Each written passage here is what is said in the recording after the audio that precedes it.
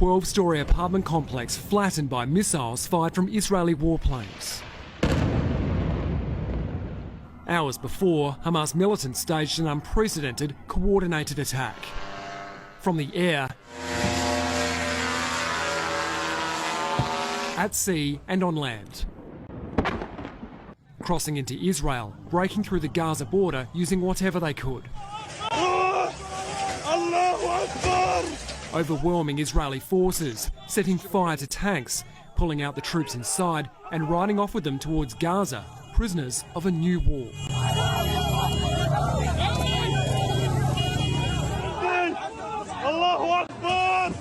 Hamas raiding parties, shooting citizens in the street. Videos posted online showing Hamas seizing whoever they could and taking them hostage. A mother and her 2 children abducted. The capture posted on an Arabic social media feed.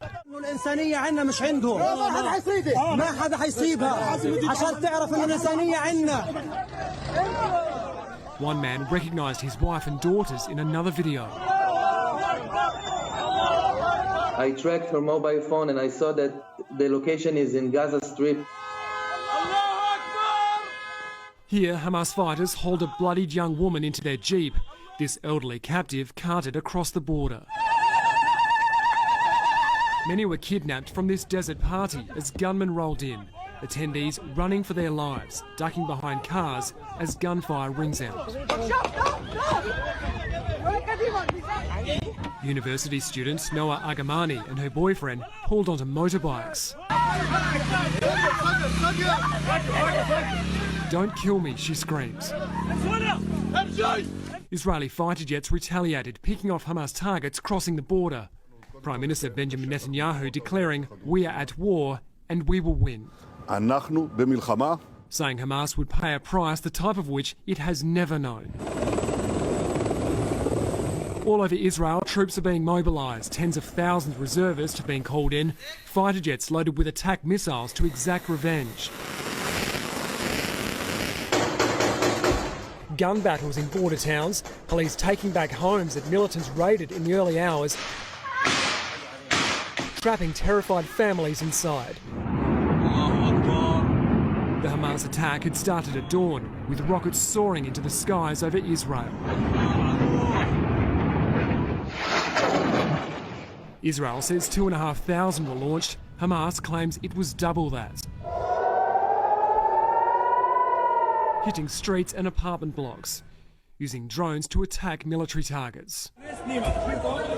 There was panic at Tel Aviv airport as sirens warned travellers to seek shelter. A CNN crew hitting the tarmac as rockets were fired. We literally just got off the plane here at Ben Gurion Airport. The sirens have gone off. People are taking cover. We got off the bus. People are taking cover. And you can hear the intercept missiles banging in the air. One of the most fortified sections of the Gaza-Israel border, the Erez crossing, was overwhelmed as Hamas operatives filmed themselves shooting and taking control. Israeli army vehicles captured and taken back into Gaza as trophies of war. In Israel, so many injured, troop carriers doubled as ambulances.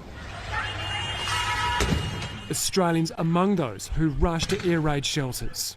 There were people who had young children, babies, little kids, elderly people. We were petrified.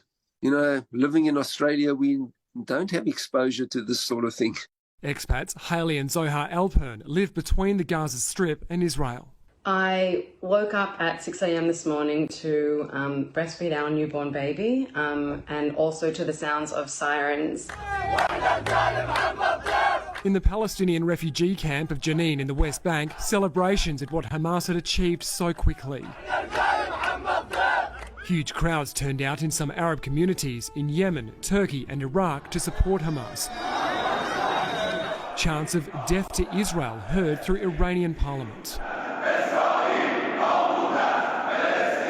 The volleys from both sides continuing into the night. There are concerns Israeli troops could re-enter the Gaza Strip. The government putting out warnings to residents of the Strip to evacuate key areas. I fear that thousands of Palestinians will die in the next week or so. So the potential for escalation is very high. As the world condemned the Hamas incursion. The United States stands with Israel. We will not ever fail to have their back. The UK completely condemns these terrorist acts against Israel, and we support Israel's right to self-defence. This is an abhorrent attack on Israel. This is indiscriminate. Civilians being targeted, killed and murdered. Palestinians with their own message, loudspeakers from mosques across Jerusalem, calling on Muslims to rise up and wage a holy war against Israel. At the Israeli border, Edward Godfrey, 9 News. And Europe correspondent Edward Godfrey joins us now from the Israeli border in Jordan. Edward, there's confusion where you are. There is so much confusion, Georgie. Just in the last 10 minutes, we've been told that the borders are remaining closed. The crossing we're at was supposed to open about 2 hours ago, 8 o'clock this morning local time, but no one's gone through yet. There are hundreds of people stuck, many people just trying to get home, and it's quite tense there. The police have actually just pushed us back from that crossing, telling us we can't film anywhere near there. Things are quite tense. We know that the fierce battle continues, that the power's been cut off to around 2 million residents in Gaza. And as of a little while ago, there are reports of shooting in southern Lebanon towards Israel. That is just adding to the confusion. As for Australians, Prime Minister Anthony Albanese has said no Australians have been harmed so far in the attacks, but Georgie, he also conceded that it's far too early to have an accurate assessment. Very tense situation, Edward Godfrey, thank you. Let's go now to our US correspondent, Jonathan Kersley, who tonight is in Washington, DC. Tonight there are key questions about why US and Israeli intelligence didn't pick up warnings on what was clearly a planned and coordinated attack by Hamas, raising concerns about possible technological blind spots and what may have been missed. Still, US President Joe Biden says his support for Israel is unwavering, and tonight world landmarks have been lit up in a symbolic show of support.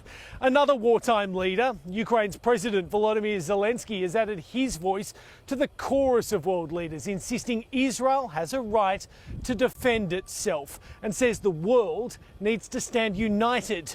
Tomorrow, the United Nations Security Council will hold emergency talks, and the US could announce military assistance and aid to Israel. Officials here warning the conflict could last weeks. The astonishing Hamas assault comes after decades of relentless and bitter conflict with Israel, the fighting costing thousands of lives and forcing generations to grow up under occupation.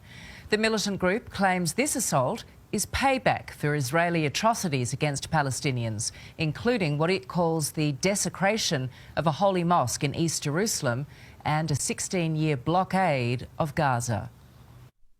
Gaza, a tiny area only 40 kilometres long and 11 kilometres wide, and one of the most contested pieces of land in history.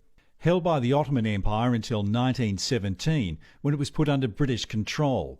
After the Second World War, thousands of Jews fled Europe in the wake of the Holocaust, and the United Nations split Palestinian territory into Arab and Jewish states in 1947. Leader David Ben-Gurion founded the State of Israel in 1948, and from that moment it was under assault from its Arab neighbours.